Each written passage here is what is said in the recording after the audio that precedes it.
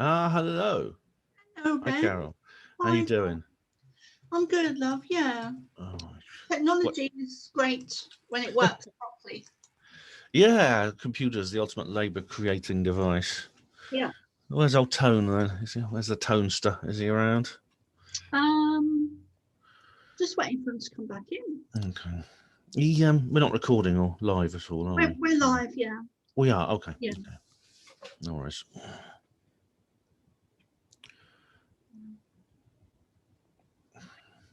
So what's the lockdown happening? What's it like where you are then? Oh, it's kind of it's bad because people are kind of getting used to it, and maybe I've read descriptions of people who lived through the Blitz and they got used to gas masks and air raid shelters and things like that and sirens, and it got it just got to it became the sort of new normal, and I think unfortunately that's where people are now, and unfortunately that's the worst thing because the whole purpose was to bring in the lockdown. The lockdown is not a response to the coronavirus. The coronavirus is the pretext to bring in the lockdown. Once you have the lockdown, you then have the ability to introduce the Great Reset, which is basically a shortcut to the New World Order. I mean, it's good news in a way, and I think there's something positive going on because the they in a sense I feel that the Illuminati, they're rushing. They seem to be panicking a bit and they broke cover, and that really is a sign of desperation. Hello, Tony. That's a sign of desperation when they break cover the way they have. Hi, Tony.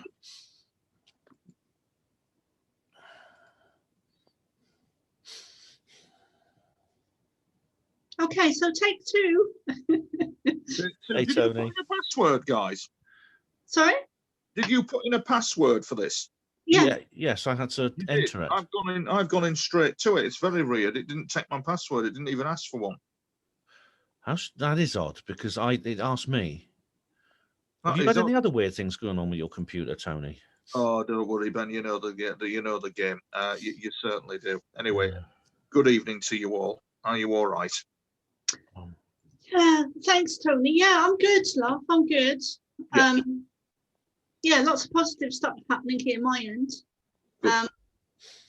I was vegetarian for a while, and of course with the diabetes, I've had to start eating meat again, but I'm finding I have a lot more energy, so that's good. So anyway, so take two. Welcome everyone to Behind Closed Doors with myself, Soma ARah, and my co-host, Ben Emlyn Jones. And our first guest, Tony Topping, is a well-known UFO. Am I right in saying contactee, abductee, and experiencer? Oh, yes. Yeah, bit of a paranoid, bit of a specialist in all this, really. I wouldn't call myself an expert, but I'd certainly call myself a specialist after 40 years in dealing with all this. And it's hard work. It's not easy. It's not easy at all. No, it's not. And you do sometimes wonder how long you've got when dealing with all this, because it's brutal. There's an ugliness to it that people don't see. So before we really start, Tony, tell us about your childhood, because this is called Behind Closed Doors, and it's really to get to know the person behind the scenes.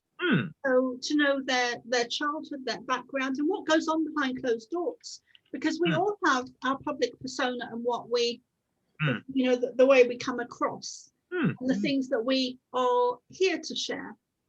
That's part of our mission, and part of our purpose. Because I see most people working in the UFO fields, I see them as being starseeds. So I've come into the UFO field, I guess, with a different language than perhaps most people are used to. But I do see most people in the public eye, in the UFO public eye, as starseeds, because in my understanding, they wouldn't be having the experiences and doing the work they are unless they were starseeds. Starseeds. I'm sorry, Carol. What can you hear me? Yes. What Okay, happened is that for some reason it's just gone wonky. So you might not be able to see me, but you can hear me. And what happened was it dropped out and dropped back in again. And the last bit I got from you was star seeds. So I wonder if you could, if it was a question you were asking. I do apologise. Could you please just say again? Okay. Well, I was just saying that the people in a lot of people in the UFO community, in my mind, are starseeds. So Right. I came in from, I got involved in healing, and then I went down the shamanic, the Buddhist route, and then the shamanic route. Right. And then I became a channel for the Pleiadians.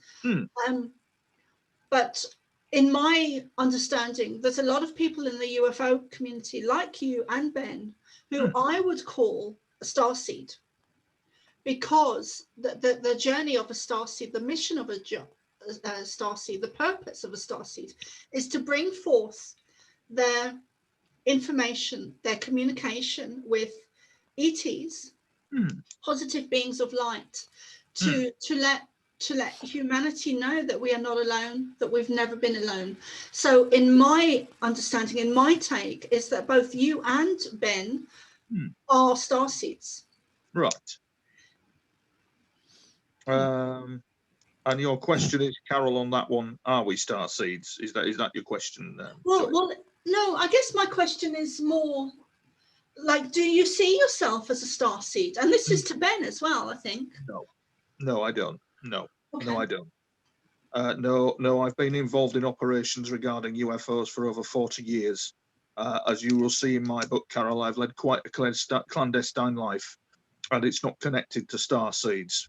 However, on saying that, because of where you've come from, and because of your background, much respect to you, the fact it's not so much starseeds, I would say, so much as evolution of human consciousness. Therefore, I wouldn't call myself a starseed. I would call myself a warrior of the continuum, which is a very radical version 2.0 thing, probably, of what you're saying.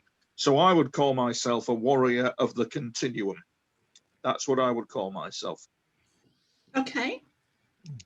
That's an interesting term, warrior of a continuum. I mean, I sort of know a little. I've known Tony for a long time. I know kind of what he sort of things he talks about, and fair enough. I mean, I myself do. I think I am what Carol describes as a star seed. Now, of course, I can't prove that. There's no way of really proving it. But it's just the pattern of my life fits in with her description, which she describes in her book, and I can see a little bit of myself in that kind of journey, in the sense of never, even before you understood anything about the world, feeling that I myself felt I didn't really belong. I didn't fit in the way that maybe other people seem to. I did think maybe everyone feels this way, and it's not just me. It's maybe everyone deep down feels this way. But having spent a lot of time with people, family, friends, and people like that, I don't think it is. I think there is something about me which is different. I don't want to sound arrogant. I'm not saying I'm better or anything like that. It's just I am partly not of this world. I've also had the kind of the opposition that Carol talks about in terms of problems in my childhood with abuse from adults. I mean, this is like almost universal. I mean, everywhere I go, I see people saying, "Oh yeah, I was abused when I was a kid," and it's more and more I feel that our modern world is like a torture chamber for children, and I think maybe that's deliberate. I mean, there's some suspicious elements in my background as well. For example, my family was targeted by the Tavistock Institute when I was when I was about 13. There was also a very demonic dark figure in my family a few years earlier as well, who appeared to have some kind of psychopathic occult power over my parents.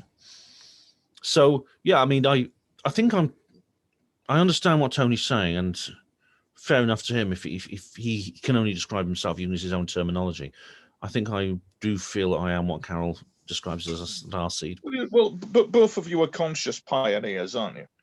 Both of you are pioneers of consciousness at some level, regardless of if you're starseed, regardless of if I'm a warrior of the continuum. We are pioneers of consciousness at some level. Yes. I do feel, yeah.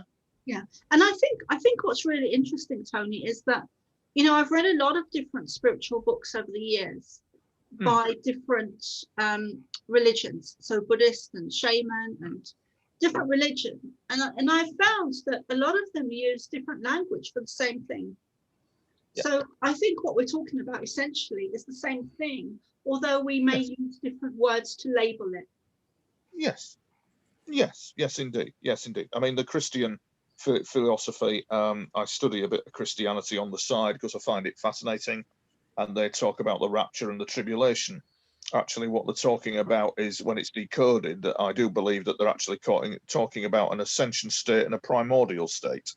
So the thing is, Carol, is that the study of this subject and consciousness, and you call yourself a starseed and I call myself whatever, all leads to this evolution of consciousness, where some are going to be in transcendent state and some are not. Naught and one. It's like a binary state, isn't it? Yeah, I would consider it.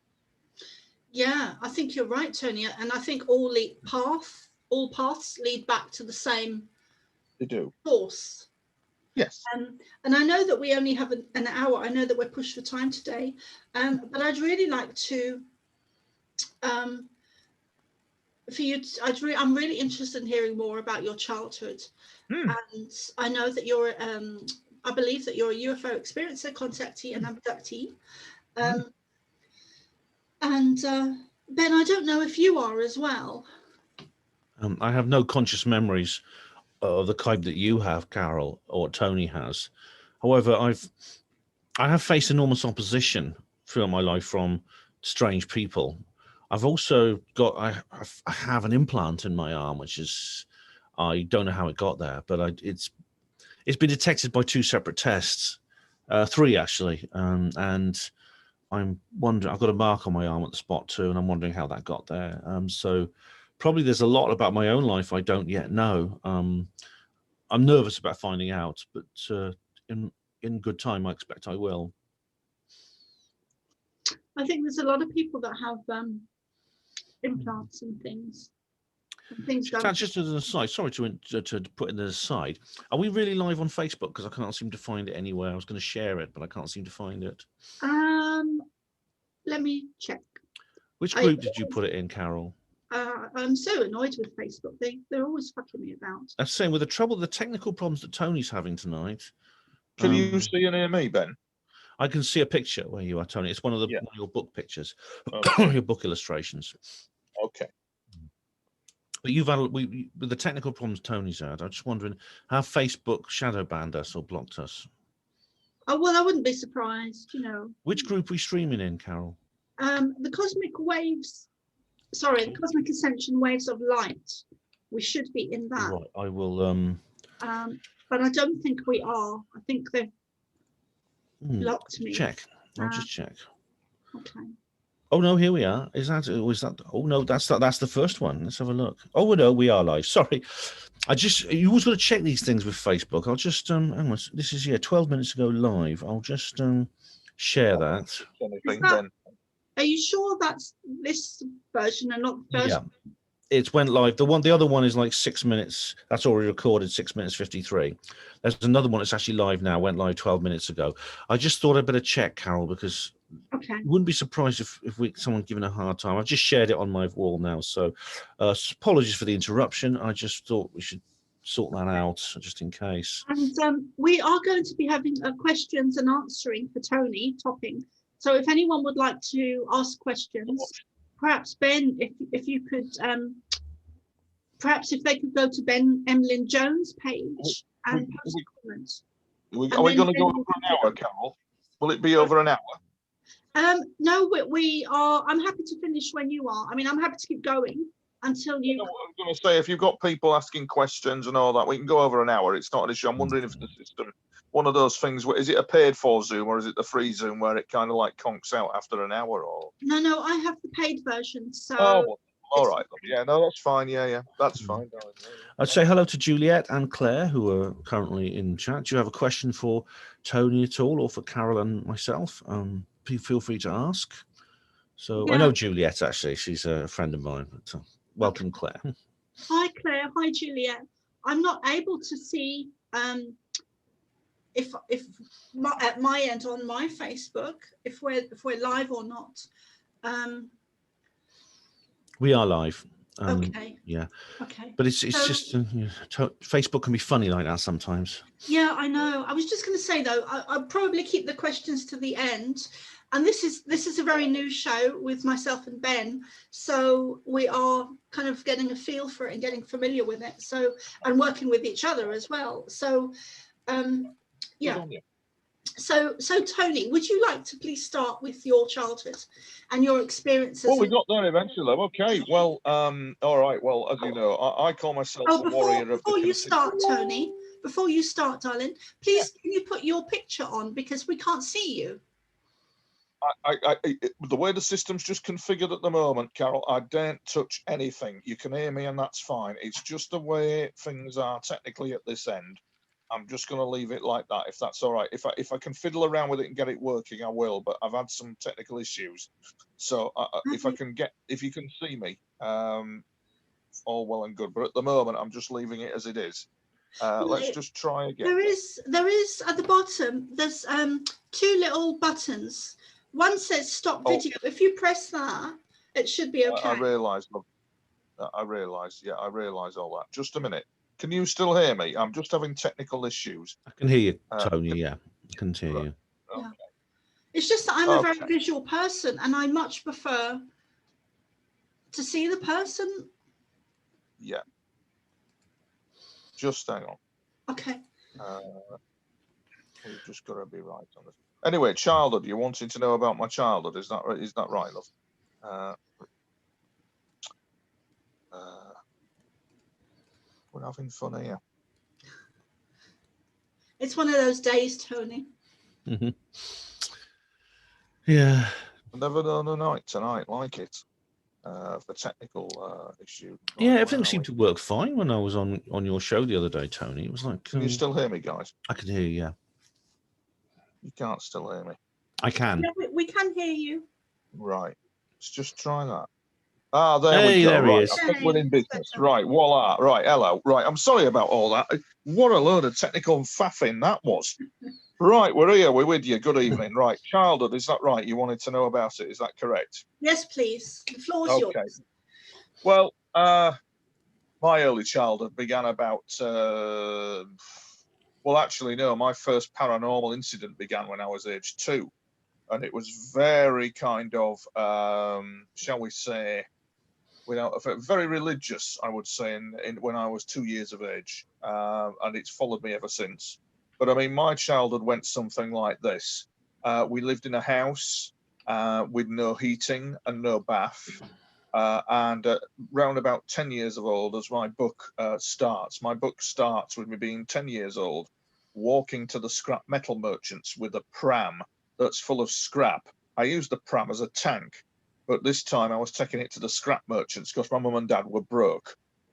So I looked like something out of a Calcutta movie. It was not good. And as I say in my book, it's quite common.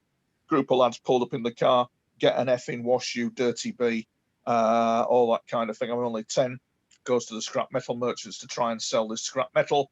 And the lady says, you have to be 18 to sell that, love. And I said, oh, my mum and dad are skint, they've got no money.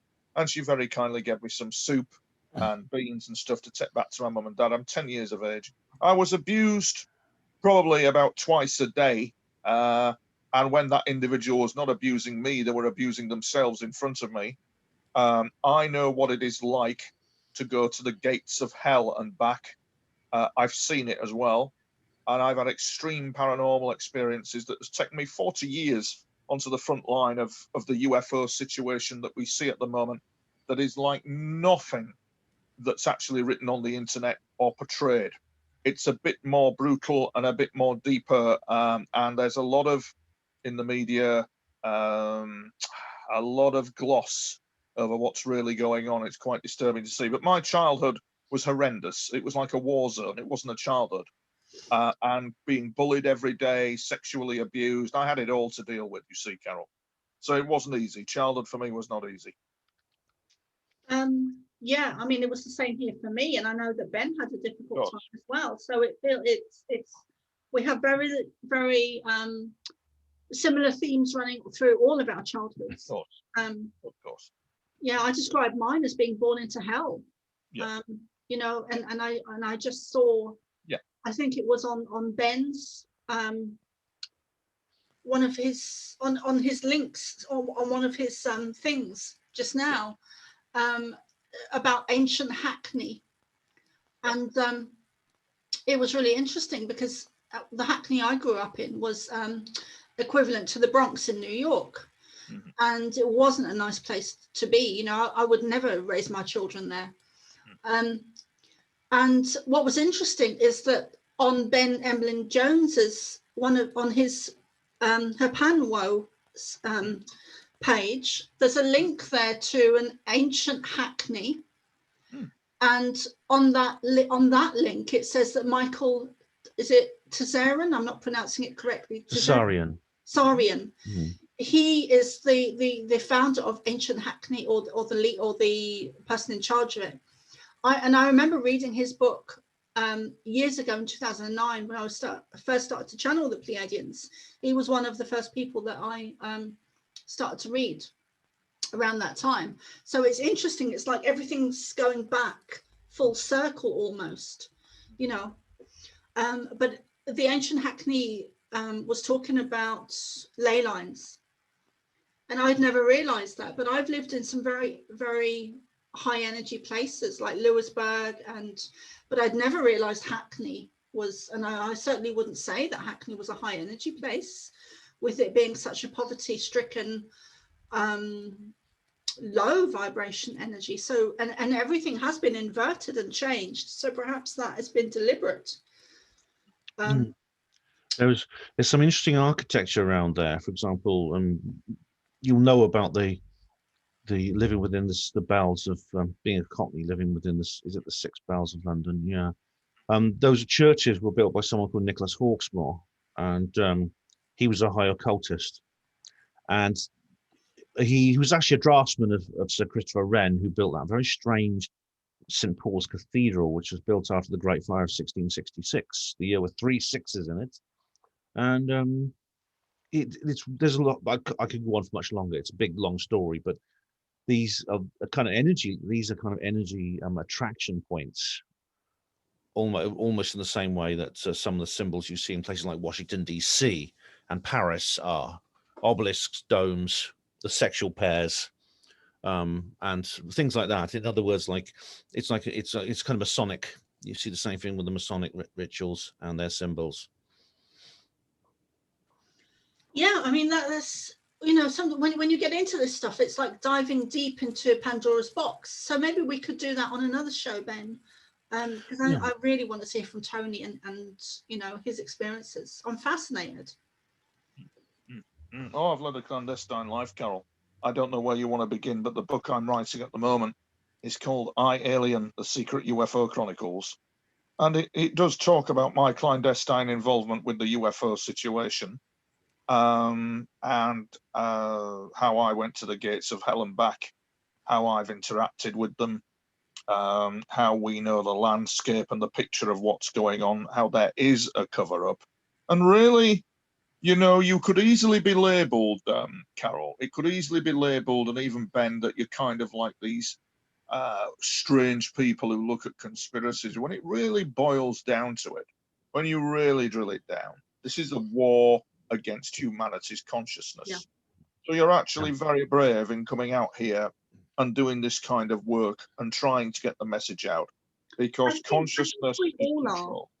I think we all are, Tony, all of us. Yeah, of course. Because we know, I mean, you know, I know, Ben knows to some degree, what the negative attacks are like. I don't think Ben has had negative attacks in the extreme that we've had them.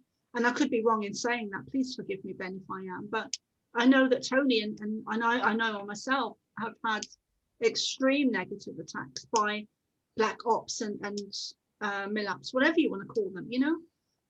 Yeah. And it's really hard shit to deal with, you know. Yeah. It's wading through the shit, and it's not a pretty picture, you know. It's not. No, it's not. No, it's not. When you look, for example, at the unacknowledged special access projects that go on at the moment, and he gets a lot of knocking for it, but Dr. Stephen Greer and even Grant Cameron, who I interviewed just recently, but Dr. Stephen Greer absolutely bang on with what they're saying. It's quite an accurate picture of what is going on, and its consciousness is to do with that. And some people who are more evolved in consciousness will get attacked. They will get these psychic attacks coming at them, and they're absolutely horrendous. They really are. And it surprises me as well, some of these real big names within the UFO subjects. What are their agendas really? I've crossed swords with 2 big names already, because somehow my information is obviously, my information and what I know is somehow oppressed in some way. However, because of what I know and because of what is behind me, that oppression, it will not last long. But there is an oppression out there of this information, and that is not good either, Carol, I don't think. Not good at all. But that seems to be, I mean, to me, that's very clear, very evident to me that that's very deliberate. Yeah. Deliberate, and also inspired by intelligences that are not human. Yeah. Don't be under any illusion that these aliens are all light and fluffy, because they're not. They can be as devious as human beings, and being not under any illusion about that and what they get up to. It can be quite horrendous, actually, quite horrendous indeed. And you've got to be careful what you're saying on social media at all times, because it may be used in evidence against you. We all police our consciousness. We kind of like, we are the prisoners of it, and we police it as well. And it's quite a tricky scenario to actually deal with. I think, Carol, if I may add, that the biggest joke of all, however, in the UFO subject is the search for extraterrestrial life. And that is absolutely farcical.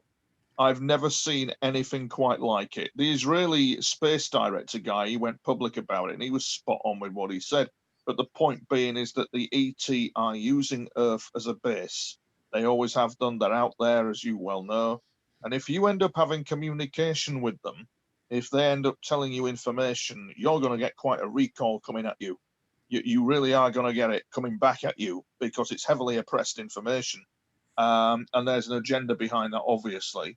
But they are already here and have been, as you would agree, for many a year, Carol, yes? Yeah, absolutely. I mean, when I first started channeling the Pleiadians in 2009 consciously, you know, one of the first things they said to me is that we are not alone. We've never been alone, and we created you in our own likeness, and quote, we are the gods, and the word God in the Bible should be replaced with the word gods, end quote. And then things would start to make a lot more sense.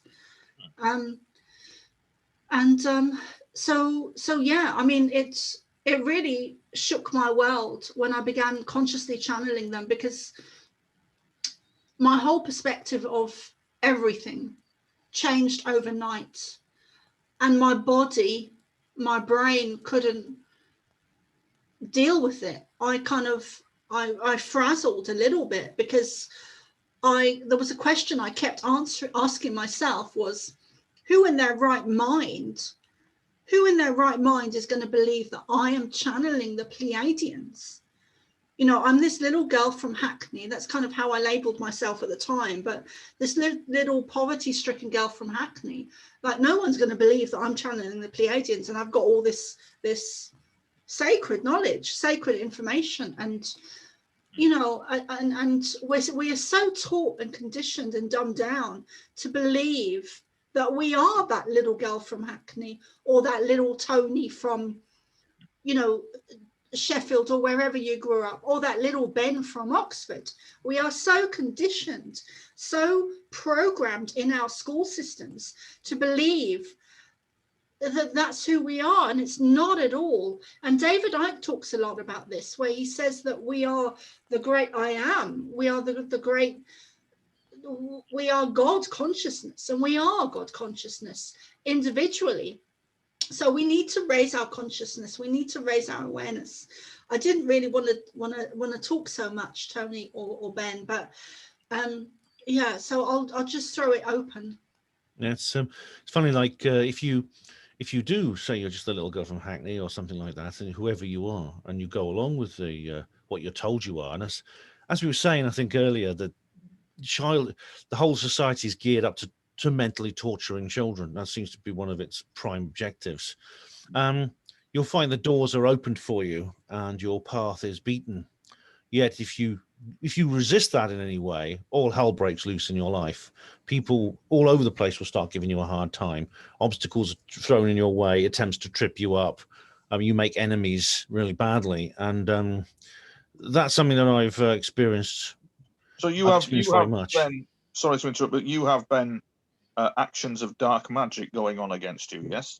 Yes, I haven't, as Carol was saying earlier, I don't have the kind of experiences that you two have. I don't report the kind of things. I'm not familiar in my own life with some of the things that you two say, but others I am. I had in spring of 2018, I felt badly ill with a series of conditions of which I don't even, they don't seem to be connected. It's not a syndrome of any kind. It's just lots of different things hit me at the same time. And this coincided with a time when I got in an argument with some trolls on the internet, which I know you should avoid, but I'd had enough of them. So I said, I'll meet up with you. And they never showed up to the meeting. And I publicized that act of cowardice on their part very widely. The trolls, unfortunately, who'd been on the original David Icke forum, some of them know black magic and things like that. So I suspect it was something to do with that. So it's probably something independent, somebody using black magic against me. But I've had, when I was younger, like when I was a teenager, there were some horrible people in my life. And this was before I was really the kind of tinfoil hat wearing loony you see standing before you today.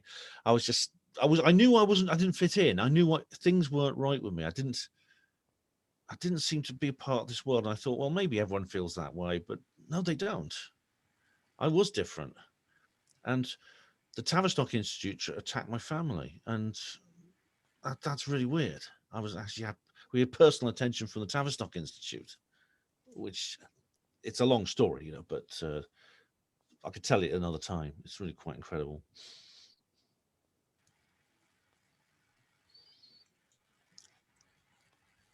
Yeah, maybe let's do that another time, Ben. So I know that you've had horrendous stuff, Tony, that's happened to you. Are you more, and I know that I have, I know that I'm more experienced now at dealing with it. So when I get negative targeting coming at me, because with me it seems to be a pattern. It's like it's like I get attacked and then they back off, and I get attacked and they back off. And that seems to be when I step out there and do more public talks and interviews and things, then I seem to be targeted.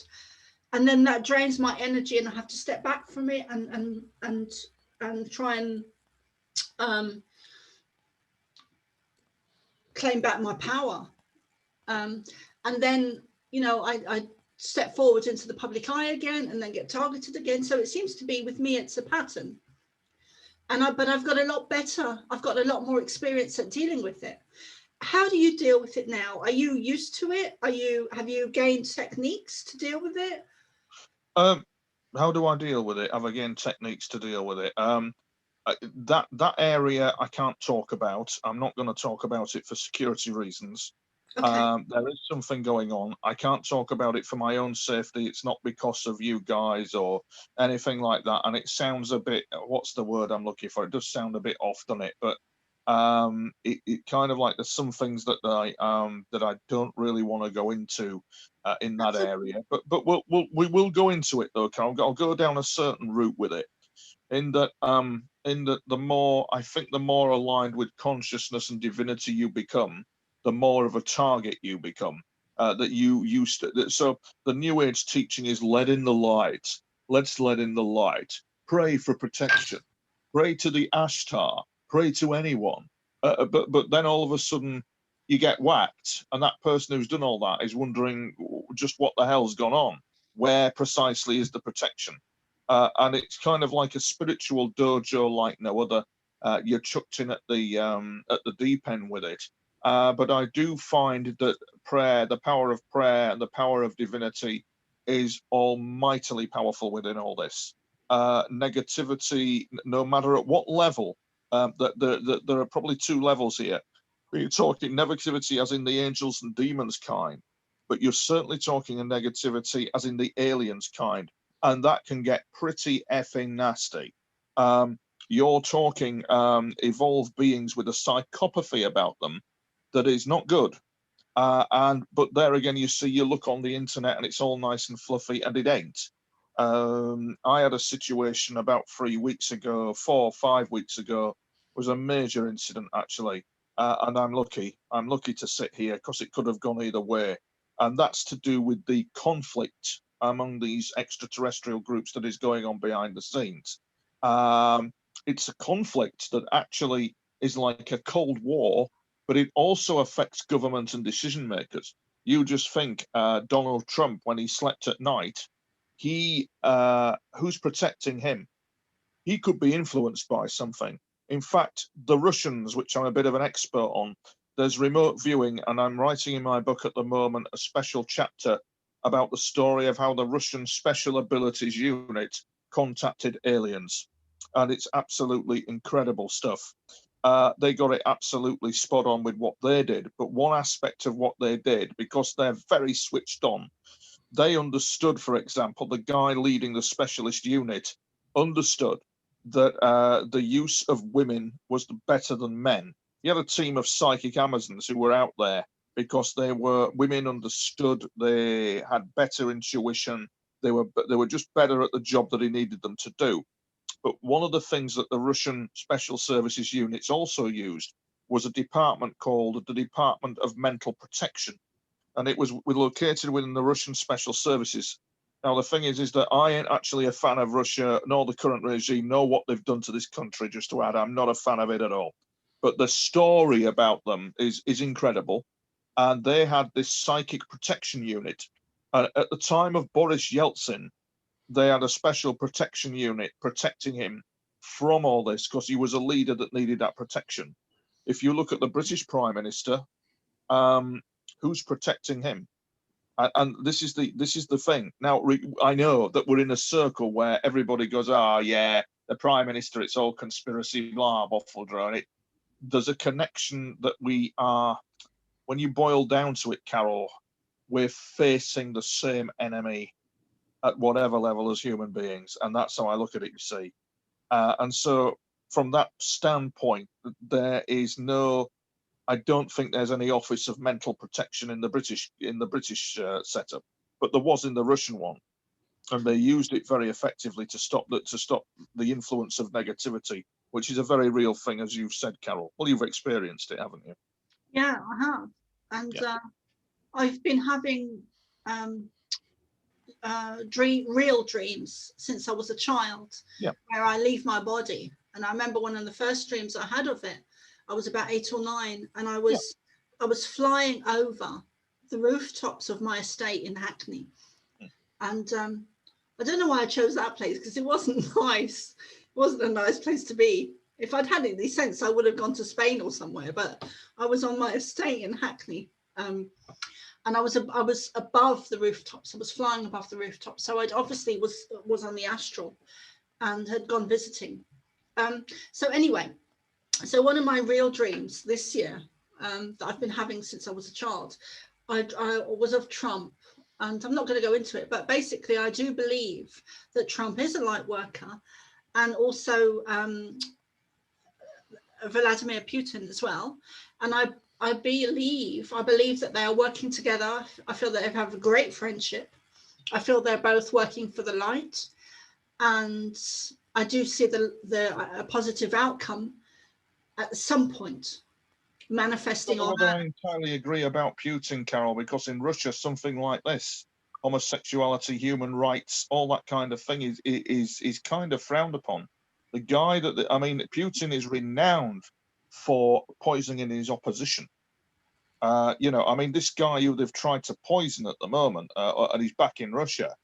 Although it can be said that the motive might be ulterior. As I understand, Mr. Putin's moving into a so many billion mansion while his people are having a right job on. I don't think he's a good bet. I just don't buy that. I really don't. I wanted to ask you about what you think of Boris, because I don't think Boris is a good guy. I think he's a black cat, and I know that. Yeah, I believe he's a negative guy. I don't believe he's good. I've heard other people say I've heard other people in the spiritual fields that are well known. I'm not going to mention his name, but I've heard SP. Let me say that I've heard SP say that that he believes that, and I think I'm right in saying that he believes that Boris is a good guy. What is your thoughts, Tony and Ben? Do you think that Boris is a good guy? Because I don't see that at all, not with his actions. I could answer that. I think I agree with you about Trump and Carol. I mean, we talked about President Trump. I think he is a starseed, and I think he is a light worker or warrior and all these sorts of things. Boris Johnson, I think, is in his heart of hearts, he wants to be Britain's Trump, and I think that he and President Trump, we know they have a good relationship, but it's pretty clear from his reaction to the C word, which we can't mention on here, the C-19 word, that he essentially has cucked. He's essentially backed down and is now towing the official line. I mean, everything he has said about the C-19 word is straight out of the textbooks of establishment and conformism. I mean, unlike people like Peter Hitchens, unlike some very brave individuals like Peter Hitchens, who's a journalist who lives here in Oxford, who is speaking out about it, and he's been banned everywhere you go. Even YouTube. I don't know if he's still got his column at the Daily Express, but he's been banned from social media everywhere. They're saying, look, this whole C-19 thing is rubbish. It's all a big scam. As for Boris, though, unfortunately, I don't know whether they've got some leverage over him. It may be to do with his fiance and his child. He's got a young boy about 8 months old. People like that are very vulnerable. This is why Trump is vulnerable, and he's had to take steps to protect his children and his grandchildren. Boris has just had a child, and it's possible they've got some kind of hold over them. Maybe they got them prisoner or something. I don't know. But I don't think we can get anywhere with Boris. Mr. SP says a lot of interesting things sometimes, but other times he doesn't. I think he gets some things wrong. He's right in the sense that Boris wanted to do good, but the deep state, they're not going to go quietly, and they're fighting back. This is the Empire Strikes Back moment. They're trying to get back the control that they lost in 2016, and they have succeeded to a certain extent. Doesn't mean they've won. I think the recent events in the United States indicating they're panicking. They've broken cover, which is fatal for them. Everything that's happened since the fake President Joe Biden was supposedly inaugurated as president indicates that the mask has slipped. So that's bad news for them. But I don't think we can rely on Boris's help. As for Alexei Navalny, Tony brings that up. I know that things are complicated, Tony. I mean, you may well have information that I don't, but there is another side to that story. There's a book by Dr. Nick Colostrum I just interviewed. What's it called? I can't remember what the title is, but he says there's some very, very suspicious elements to the poisoning that was done. Of course there is. It didn't quite fit with what we'd been told about. And Mr. Navalny's, he's not being entirely honest. And there's a lot of signs that there was actually a British intelligence operation involved in that. The water bottles and things like that with the poison in. There's something odd about them. I don't have the details to hand. Sorry. Mm. Mm. Mm. It's interesting, though, that I do think Putin's a good guy. And I haven't heard of the events that you're talking about because I don't follow the mainstream media or anything. So I do miss out sometimes on important events. So I'm not aware of any poisoning lately. But yeah, I do believe that Putin is a good guy, Tony. And what did you think about Boris Johnson, Tony? Oh, listen, it's very complex, and we're going into the area of conspiracy, and I'd rather stay with the UFO stuff. But from my view, from a UFO point of view, in about 2016, I had an extreme paranormal experience that confirmed to me that this world is not as it appears. There are driving engines out there. The thing to do with the COVID-19 being a scam and the COVID-19 not being real, I had somebody die of COVID. And in fact, the poor sod, it felled him like an ox within a week. Now, there's a lot of speculation about it being a scam and not existing, but you've got to understand the control of consciousness. You've got to understand how humanity is manipulated. COVID, therefore, in my opinion, is as real as day. It has to be in place like that to control consciousness. It feeds off these situations and events. It's a very real thing. About 2 weeks ago, I was psychically attacked, where they came at me in such a way that was highly disturbing. And what that is, that's gunfire. That's gunfire from another dimensional realm, what you're hearing. And it affects our population, it affects our national security in very big ways. So I would be deeply concerned, let's say, about Boris Johnson having seen all that. I would be deeply concerned that key decision makers may be exposed to this situation that is going on. Remember that these events are real. They're not rigged, they're real. It's to do with the control of the consciousness. All roads lead to Rome, in my opinion. And having had people die, say my friend Bill died of it, Ben. I mean, he died of COVID. There was just no doubt in my mind about that. I know that they say that they've rigged the figures, and I know all that's gone on there. But we must understand that the control of consciousness, in my opinion, makes these events real. They're real, and they actually happen. In my view, I actually believe that the disease is real. Yes, it's definitely. I mean, I think I've actually had it. I believe I've had it. I never got tested, but all my symptoms were typical. So the disease is real. However, it seems to be used as a pretext for the most extreme governmental control since the rationing in World War II. Yeah, it's being used as, and this is across the globe. Of course, because consciousness is controlled by something else, and governments actually know this. And they don't kind of, you see, for example, Barack Obama, when he was on Jimmy Kimmel's show, Jimmy Kimmel turned around to him and said, well, okay, Mr. Obama, tell us about the UFO situation. And he just went, sorry, I can't tell you. Because they know, Ben, that our consciousness is controlled. They know that these events are rigged for a greater reason. I'm very concerned that they're maneuvering the chess pieces so that we have a conflict with Russia. That's my biggest concern. And that really is a worry that they're now maneuvering. They're doing these kind of stunts, Ben, that they would do in about 1939, 1938. As one of the, I think it was one of the prime ministers commented on that. I think Australian prime minister, it was one of them. One of the world leaders did say that the chess pieces are maneuvering on the board as if we were in 1938. You know, a Swedish general, I think, about a year ago came out with the fact that he was expecting a conflict coming. And humanity needs to get its act together and understand that that is control of consciousness as well. And it's a concern. It really is a concern. Yeah. Yeah, I mean, the parallels with the pre-World War II situation are definitely there. But I think there are far more parallels with pre-World War I, seen 1913, 1914. The assassinations of the guy in Turkey have been compared to the assassination of Archduke Ferdinand, which amazingly happened on the same date 100 years later. It's just really quite extraordinary.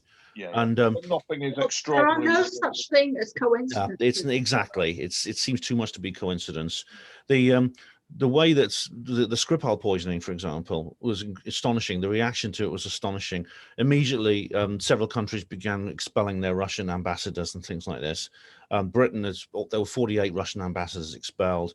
The whole situation was immediately blamed on the FSD, the Russian Secret Service, which does have a track record for clandestine murder. Let's not forget. Mostly when it was the KGB in the Soviet era, it has to be said. But when the evidence started coming out, it appeared that wasn't the case. It started to come across as a false flag, and I think that the Navalny situation is very, very similar. I think Dr. Nick he's nailed it. He's really done a lot of research onto this, and yeah, they do. Like, as always the case, they did it throughout the 20th century and before.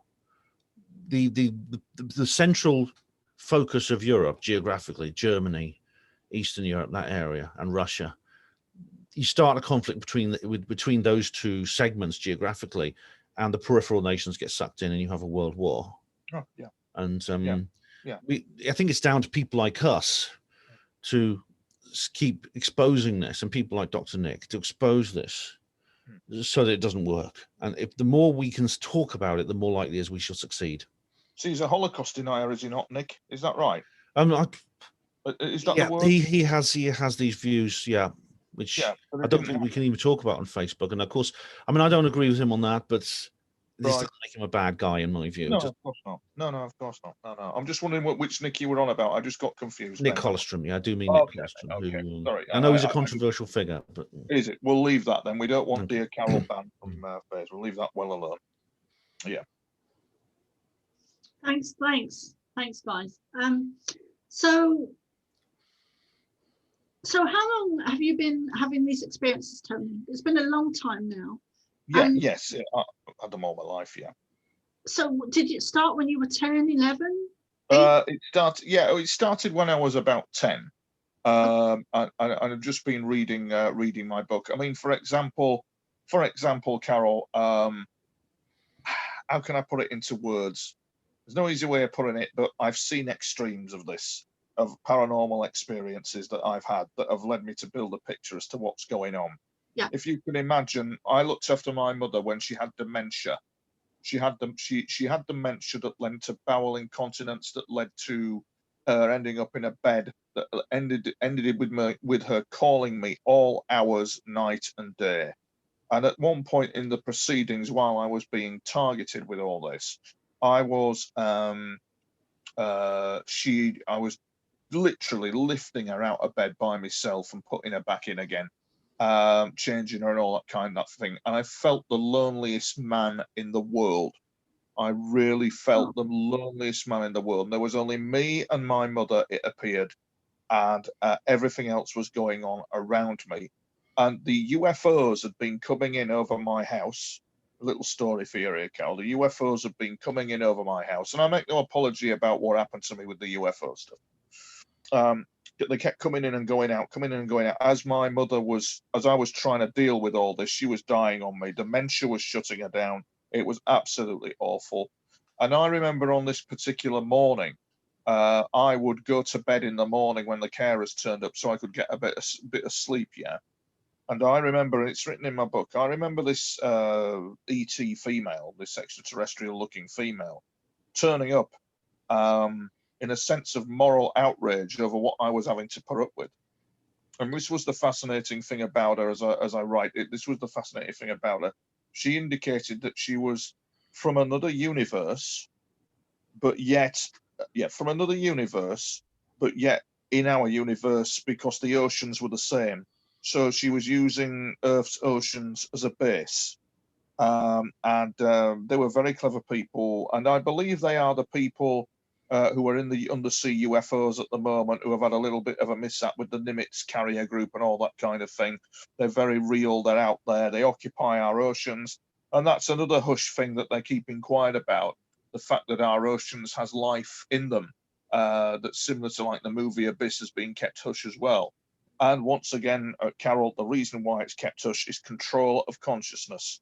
It absolutely is. Every single time it leads to that. That it really does. Even the ETU, It's hard to put into words. Even there's certain ET groups that even look for it as well, Carol. It's similar to Lord of the Rings and Tolkien and Gollum looking for the precious. Yeah. It really is. He was quite spot on with that when he wrote the Lord of the Rings. You know, he's a genius. He was an absolute genius. Tolkien. He knew so much. Can I just jump in there and say that what I tend to be shown or have been shown is that, I guess I don't want to use the words bigger picture because that sounds arrogant, but I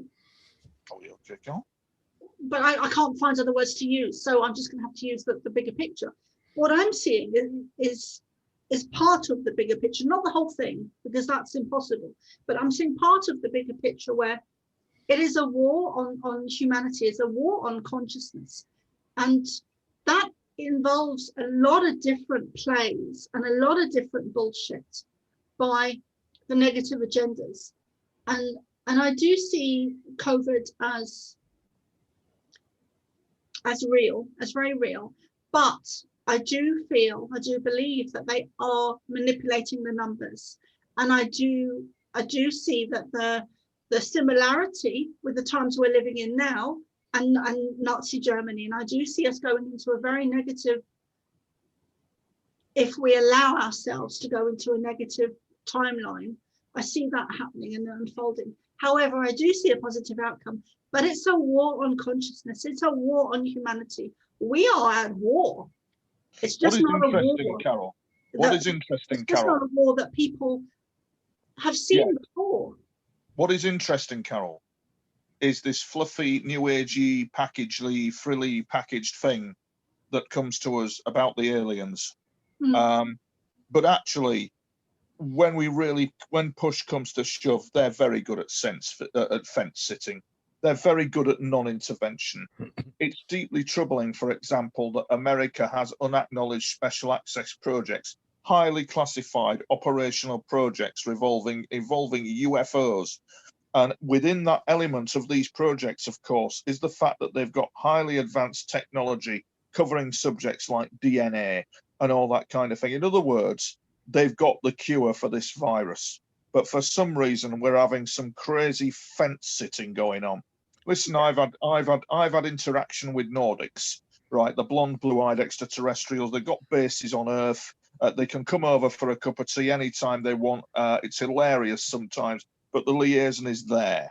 But I haven't heard them once. Don't forget cake, Tony. Don't forget the what? Cake.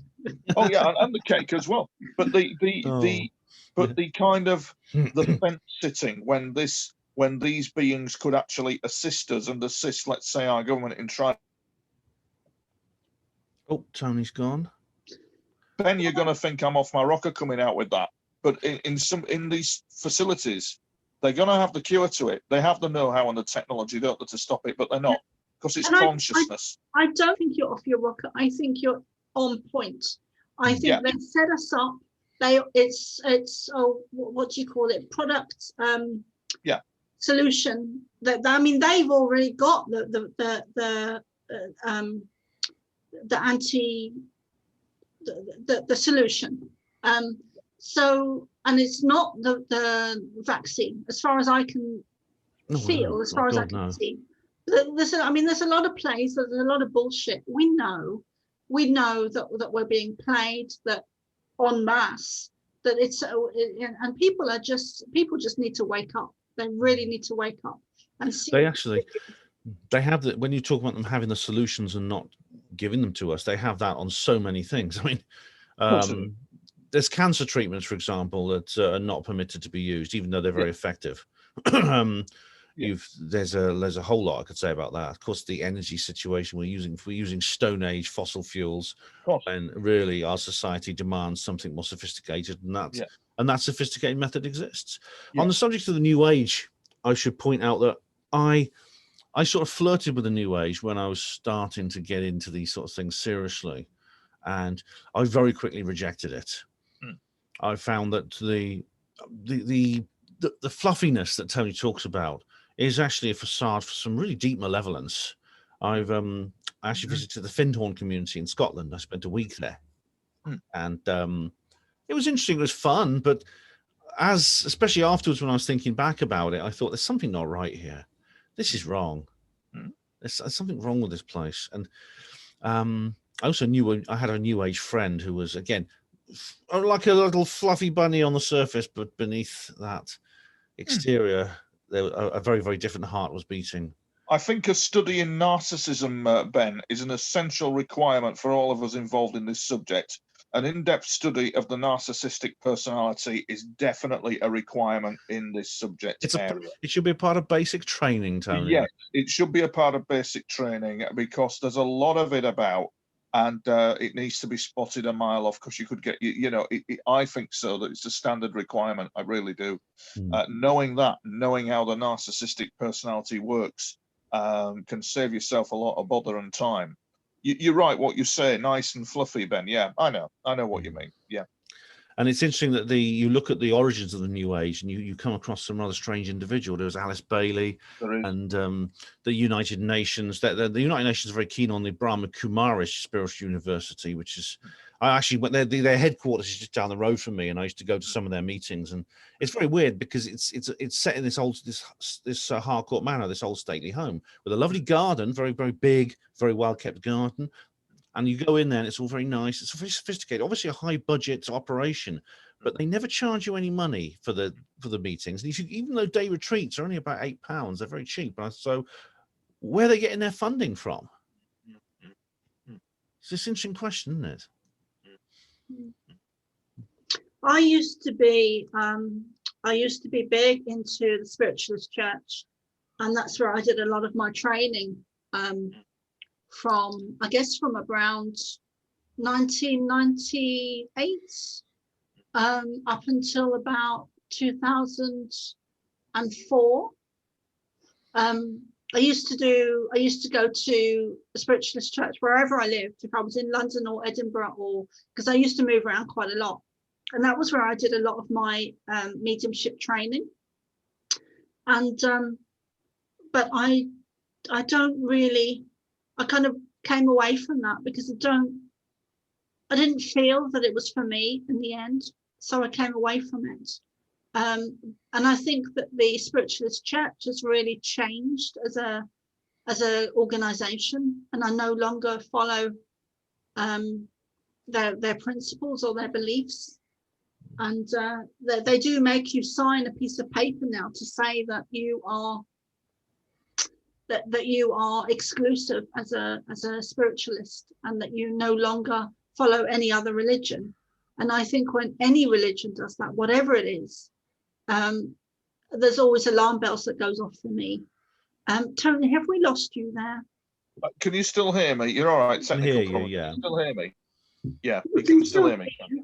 I'm a bit shocked, actually, Carol, at what you said about spiritualism. I mean, I didn't know they were doing that. I mean, I'm quite keen on spiritualism. I mean, to be honest, I've got to be honest. It's the reason I go to the churches in Oxford is basically because it's the only place you can really meet people who are in any way like close to myself. Are they still open at the moment then? No, they've been shut for a while now. I mean, I haven't checked actually for a few weeks. Maybe they're reopened now. I don't know, but they're the only people close enough to my sort of level, and I go along there for that reason. It's simply a social thing for me. I must admit that, but I didn't know they were doing that sort of thing. I mean, because I'm interested in psychical research and things like that, so that's one of the other reasons I like spiritualism. But they've always been they've always struck me as not being like that. I mean, the Greater World Church, which I go to, is generally their constitution says the survival of the human soul, and that's really just about it.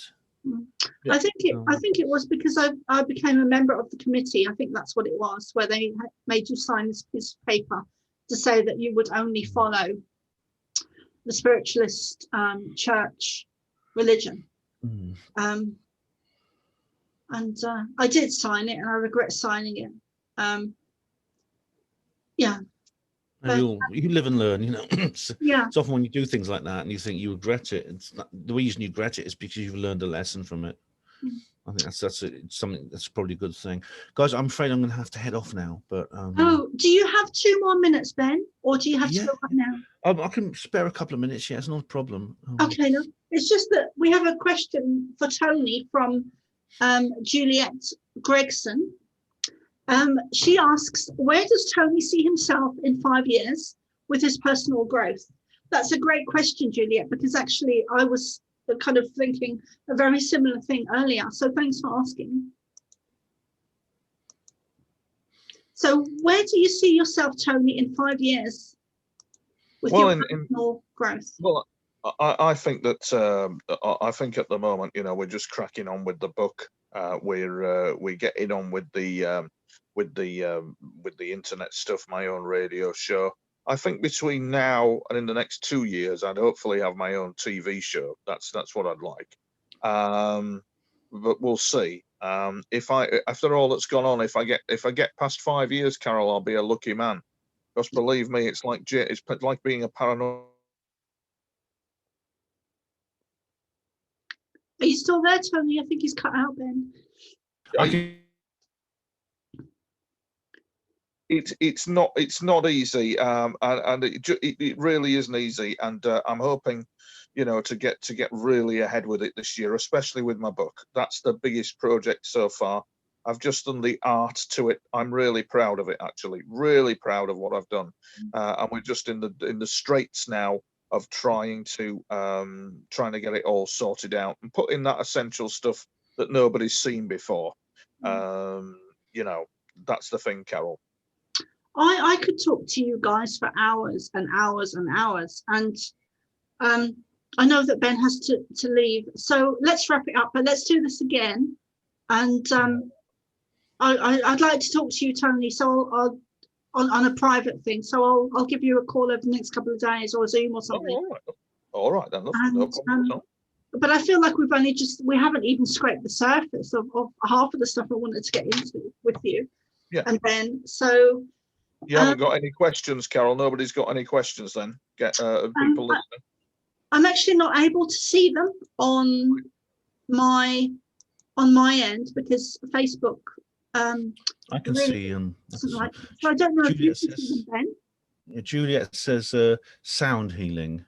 Yeah, that's I don't know pretty good, isn't what it? context that is in, but Anita asks, thoughts and questions on getting different groups together, UFO mediums, healers, etc. Yeah, I can actually comment on this because there's a skeptic called Michael Barkan who has defined what he calls the cultic milieu, which is a derogatory way of saying all the sort of things we're into. And it's possible that we could adapt that into something into a more positive sense. I use the term UFO paranormal conspiracy, but other people may use something different, truth movement, etc. But we do have so much in common, and most of the aggravation and most of the anger seems to be the accusations of disinformation is always around. I mean, I've been accused of it, but really most of it is like clashes over personal issues, which then gets twisted into some kind of professional situation. And I try to keep my personal issues personal. Yeah, I think, I've had that as well.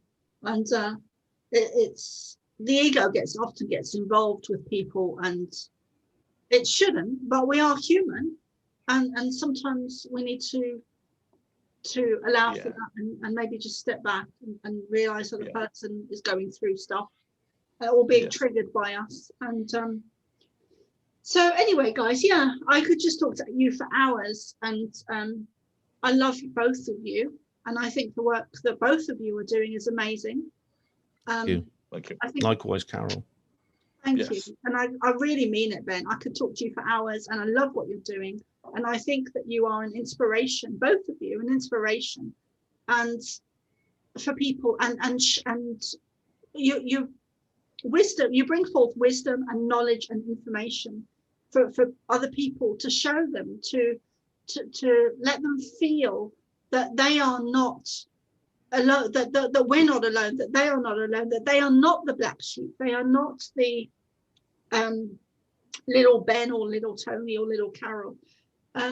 So I just wanted to say a huge thank you to you guys. Is there anything you'd like to share quickly with things that you have coming up, or things that you want to promote, or how can people find you?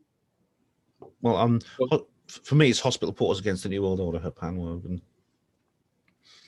Yeah, I'm Tony Topping, UFOs.com, and I also have my own radio show, Alien Confidential, and my new book is coming out. That'll prove to be that'll be fun. That's called I, Alien: The Secret UFO Chronicles. It's gonna be one hell of a read, and the art in it is amazing. There's some amazing art in it as well, in style of the contact experiences that I've been through. So there you go, hon. I look forward to reading that, Tony. I really will. One hell of a read. It really. And I think when the finer weather comes, it's over to yours, Carol, for a sky watch. Yeah. Yay! It's on the south coast, yeah. Yeah, that would be great. Yeah, That would be definitely. really We'll great. get that organised. It's been Yeah. great, guys. Thank you very much. Oh, you're welcome, Tony. It's good to talk to you again. You're welcome, darling. And if anyone would like a reading with me, I now do.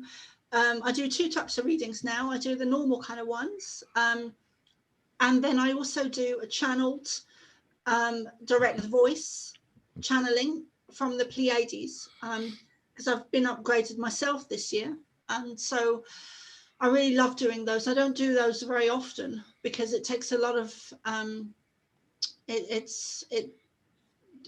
it takes, well, I won't say it takes a lot of energy, but I don't want to burn myself out. So I limit those to like once a month. So if anyone would like a reading with me, either a normal reading or a channeled Pleiadian reading direct, well, they step into me and they come through my voice. So go to thepleiadianchild.com, or you can email me at thepleiadianchild@hotmail.com. So is there anything you'd like to share, Tony and Ben, and we'll start with Tony, to the audience, like a positive message? Yeah, we're not alone. I think the future is changing for the better, and we are certainly not alone, and we are being watched over by some very highly evolved beings. I think Tony's right what he says, and also don't underestimate yourself. Don't underestimate the abilities that you have to raise the vibrations, to use that new age term, and hit that 100th monkey point where things expand very quickly. And it looks awful what's happening in the world right now, but it is actually quite positive despite everything, because it does appear to me that they changed their plan very quickly at the last minute, the deep state, and that indicates that they are losing control. So at a very fundamental level. So rejoice in that. It's a positive step forward. There are no guarantees, but I think we're in with a fighting chance. Thank you. And I would like to say that we need to come back and recenter ourselves and step into our heart space and stop looking at the bullshit on the outside world. Stop looking outside for answers. Step in to our heart space, into our center. Meditation, breath work is very important, and become more self-aware of who we are, where we came from, why we're here, what our reason for being here on earth at this time is, and our mission, and just to rediscover, because we've forgotten who we are, which is also to do with the veil of amnesia and our DNA being changed. We are not from here. So we need to rediscover who we are. Meditation is key to doing that. It was one of the very important keys to doing that. So yeah, lots of love, guys, to everyone, and we'll see you all soon. And I love you guys. I really do. Yeah. All right. Thank you, Carol. Come on again. Thank you very much. See you, Tony. Thank you. Bye-bye. Bye-bye. Bye, Carol. Bye, darling. Take care.